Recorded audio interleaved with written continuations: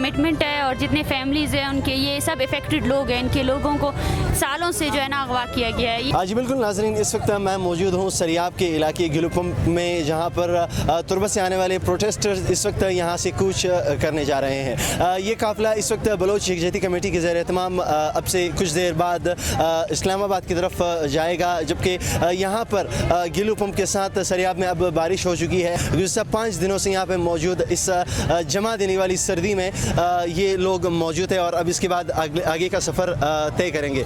यहाँ पर इनके साथ मुज़ाकरात करने की कोशिश की गई हुकूमत की जानिब से, लेकिन वो ताहाल कामयाब होती हुई नज़र नहीं आती। ये काफ़िला यहाँ से अब से कुछ देर बाद जाने के बाद कोलू में दूसरा अपना इनका पड़ा होगा और उसके बाद फिर धीरे धीरे चलते इस्लामाबाद की तरफ इनका जाने का इरादा है।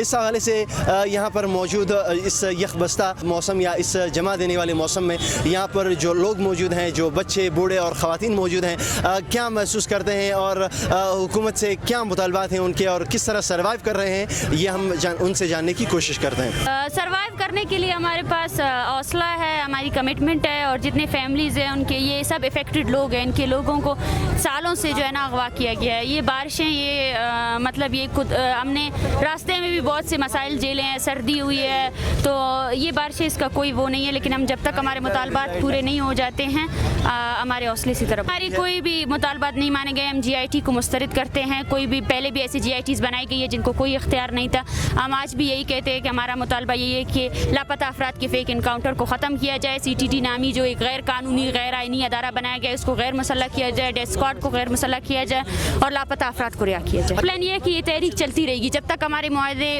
मुतालबात पूरे नहीं होते हैं। हम जाएंगे, इस्लामाबाद में बैठेंगे जितने दिन हुए, जब तक हमें ये जो कुव्वतें हैं ये नहीं सुनेंगे, ये तहरीक चलती रहेगी। जो दहशत गर्दी है